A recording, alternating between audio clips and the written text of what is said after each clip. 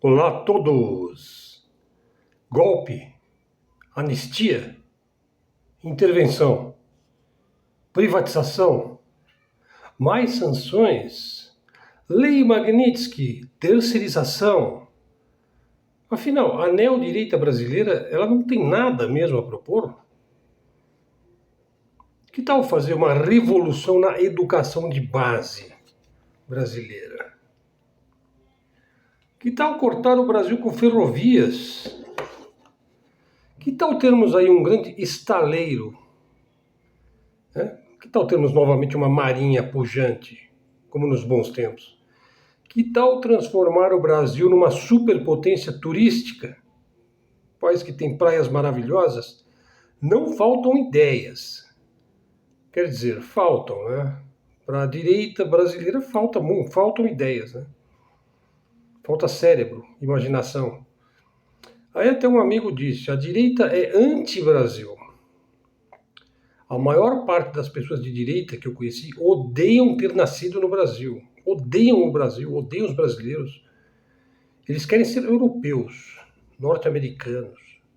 Né? Qualquer coisa eles querem ser. Eles só não querem ser brasileiros.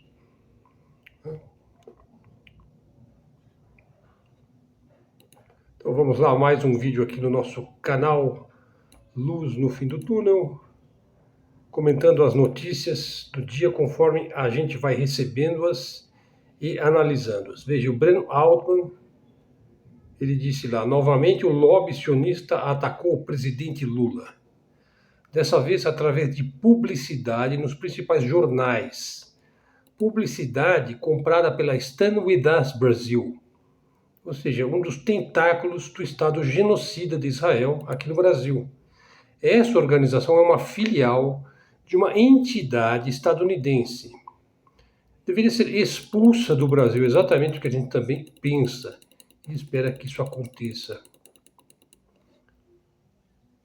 Pessoal, o Khalil Gibran escreveu aquele livro O Homem que Calculava, uma verdadeira maravilha este livro. Também escreveu Mil Histórias Sem Fim, livros incríveis. Eu li praticamente toda a obra, ou uma boa parte da obra do Khalil Gibran quando era criança, ainda adolescente. Veja, mas o Khalil Gibran, que nasceu na pobreza, no que hoje é o Líbano, né? Veja, ele nasceu em 1883 e morreu em 1931. Ele foi um filósofo, escritor, poeta, ensaísta e pintor libanês. A sua obra reflete a espiritualidade e os princípios que levam aos patamares mais altos da alma humana. Criou frases realmente inspiradoras. O seu livro mais conhecido é O Profeta, né? Um livro realmente incomparável, né? O Khalil Gibran, ele nasceu em Bicharré, nas montanhas do Líbano, em 1883. Ele viveu lá sua infância com seu pai, mãe, irmão e duas irmãs. Com 11 anos de idade, ele foi para Boston, United States of America, né? O pai dele permaneceu no Líbano, né? E a mãe levou os filhos para a América, né? Aí se estabeleceram no South End de Boston, na época a segunda maior comunidade sírio-libanesa americana. Ele costumava ser chamado de imundo, porque sua pele era escura, né? Era chamado de burro, porque mal sabia falar inglês. Quando chegou, foi colocado numa classe para imigrantes, mas alguns dos seus professores viram algo através dos seus desenhos, né? E através também da maneira como ele se expressava. Veja, o Khalil ele acreditava no amor, na paz, na compreensão. Em pouco tempo ele dominou a nova língua e continuou a estudar, né? As suas irmãs não frequentaram escola, né? Por causa das dificuldades financeiras. No entanto, a família lutava para sobreviver, né? Teve vários problemas familiares, né? Perdeu uma irmã, a mãe morreria de câncer, a outra irmã trabalhando com costura, né? Seguiu apoiando os estudos do Gibran, né? Da sua mãe ele escreveu: a palavra mais bonita nos lábios da humanidade é a palavra mãe. E o chamado mais bonito é o chamado de minha mãe. É uma palavra cheia de esperança e amor, uma palavra doce e amável vinda das profundezas do coração.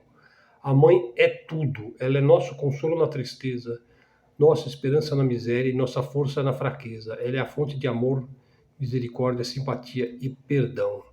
O Gibran lutou muito pela causa da emancipação e da educação das mulheres. Ele lutou muito pelos direitos, né, das pessoas, né? Bom, muito conhecido aí pelo O Profeta, o livro escrito em 1923, vendeu dezenas de milhões de cópias. Ele é o terceiro poeta mais vendido de todos os tempos, né? Atrás apenas de Shakespeare e Lao Tse. Publicado em 108 línguas, as passagens de O Profeta são citadas no mundo inteiro em casamentos, em discursos políticos, em funerais, por figuras como Kennedy, Indira Gandhi, Elvis Presley, John Lennon, David Bowie. Veja só. Então tem uma série de frases fantásticas aí do Khalil Gibran, mas seria assim extremamente, enfim, a riqueza de sua obra merece ser lida. Não adianta eu ler a respeito. Tem um post lá no Facebook para quem quiser conhecer melhor. Pessoal, Tucker Carlson é considerado o jornalista mais relevante dos Estados Unidos hoje em dia, né? Tucker Carlson, veja, ele se deu conta, veja, e não é qualquer um, né? É o Tucker Carlson. Ele se deu conta de que os Estados Unidos traíram a si mesmos ao defender de maneira incondicional o Estado genocida e sionista de Israel, né? É o Tucker Carlson quem diz, veja, acho que Netanyahu é um mal absoluto e um destruidor absoluto. E o pior, ele prejudica os Estados Unidos. Ele destrói o seu próprio país e ele coloca o mundo inteiro em perigo, né? Acho que eles claramente tentarão explodir a mesquita Al-Aqsa. Eu acredito nisso, diz o Tucker. No Monte do Templo estão construindo o terceiro templo, então querem uma guerra global. É uma ameaça a todo mundo, né? Eu entendo o que eles querem fazer, né? Eles acham que acreditam que isso é o melhor para eles, né? Aí ele fala lá no Lindsey Graham, né? Ted Cruz, né? Aí o Ted Cruz, que é um político americano, ele disse diretamente que foi eleito para ajudar Israel. Parece que ele foi eleito. Ele entrou no Congresso com a intenção de ser um defensor de Israel no Senado dos Estados Unidos.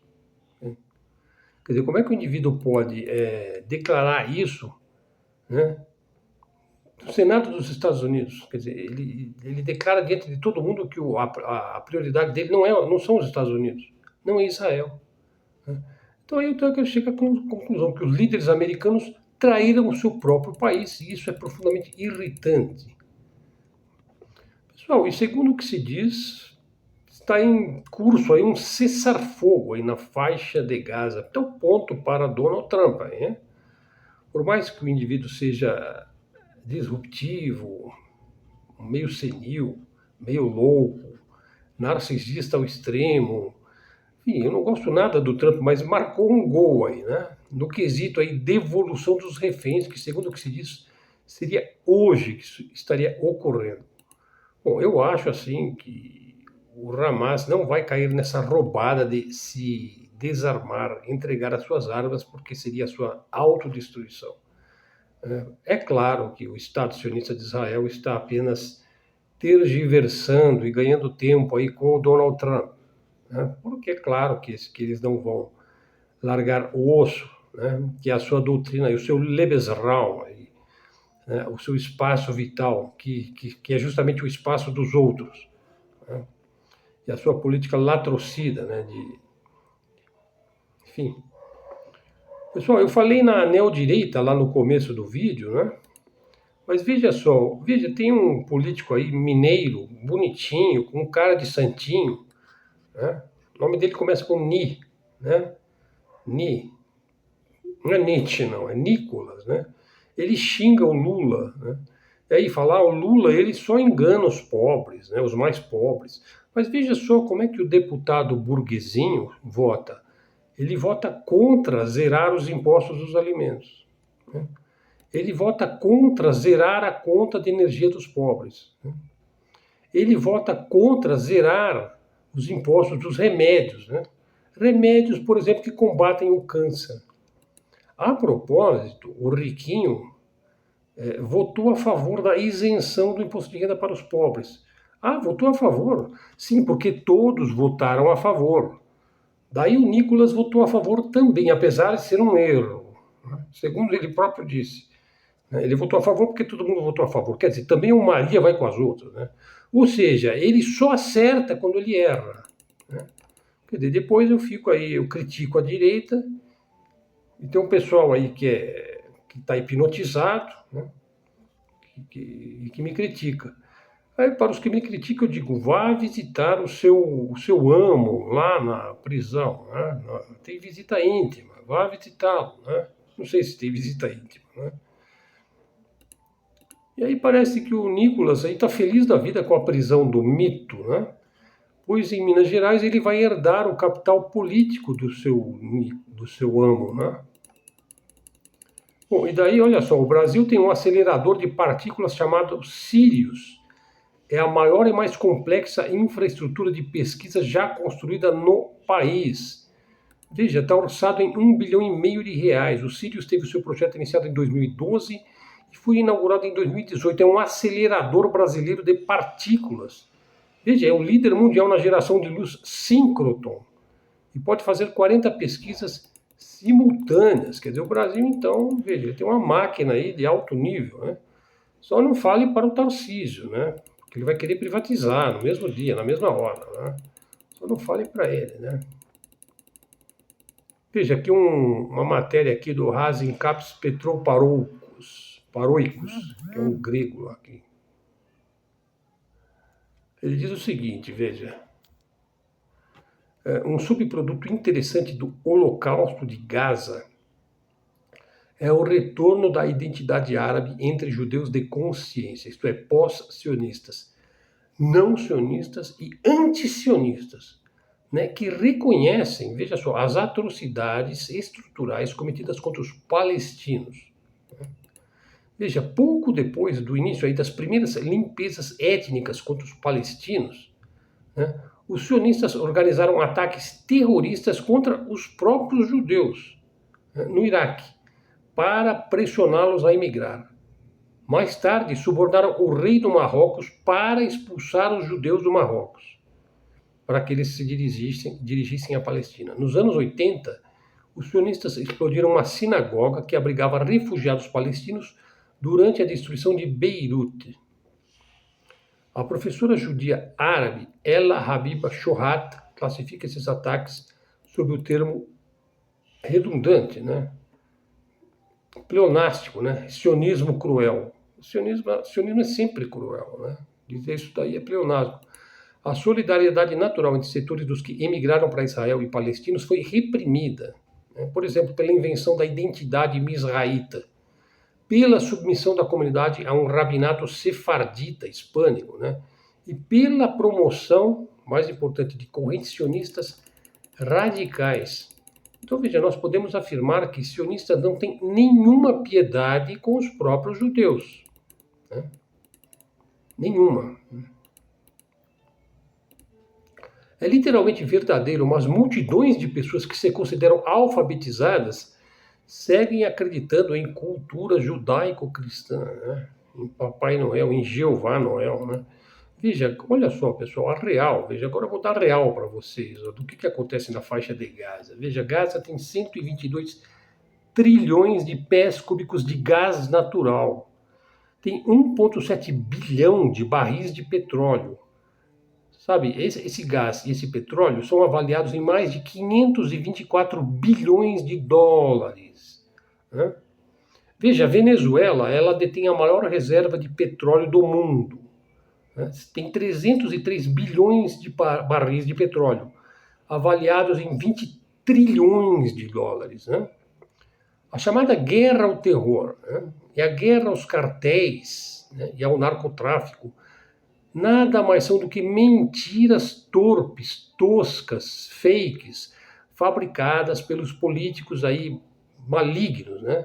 Belicosos, sanguinários, que assassinam pessoas inocentes para roubar suas terras e os recursos naturais que estão no subsolo. A única guerra que ele realmente trava é por ouro, petróleo e drogas, né? Os únicos verdadeiros terroristas e traficantes são nossos próprios governos, sobretudo lá né, dos sionistas, lá de Washington, né, e de Londres, né? Quem ainda acredita nas boas intenções do Ocidente em relação a qualquer coisa, né? Veja, então a grande vitória aí de Donald Trump, o Hamas libertou 20 israelenses, né? Mas e quanto aos 10 mil palestinos que estão apodrecendo nas masmorras de Sião? Né? Sendo que muitos desses palestinos, né, são crianças e adolescentes, sendo maltratados, famintos. Enfim, é um mundo cruel, né, esse nosso mundo. Né? Acredito que chegamos ao fim de mais um vídeo. Veja, esse é um vídeo aqui normal do nosso canal, um vídeo de análise, de ilustração, de cultura, enfocando arte, política, geopolítica, geoeconomia, estratégia. E não deixe de assistir duas playlists que eu quero indicar para vocês. A playlist que já está no segundo vídeo, que é Todas as Guerras são Guerras dos Banqueiros. O segundo vídeo foi colocado hoje. E também a playlist que eu coloquei na playlist, a Máfia Casar. Aí você vai entender muita coisa, né, sobre o nosso mundo, né, como é que ele funciona lá nos bastidores. Canal Luz no Fim do Túnel, canal de livre expressão e comunicação, canal da mídia alternativa, da mídia independente. Verifique se você está seguindo o canal, né? Traga um seguidor para o canal. Se você gostou do vídeo e do conteúdo, torne-se membro do canal. Peço aí, da minha parte, eu peço apenas o sininho, o like, né, pessoal? O like é de graça, né? Não paga nada. Comentários aí dos nossos seguidores e membros. Assim que tiver 10 membros, nós faremos vídeos exclusivos para os membros do canal. Então vamos ficando por aqui. Foi seu interlocutor, Helder Araújo, que se despede agradecido pela sua atenção. Desejo a todos aí uma boa noite neste dia 13 de outubro de 2025. Até a próxima e fiquem com Deus.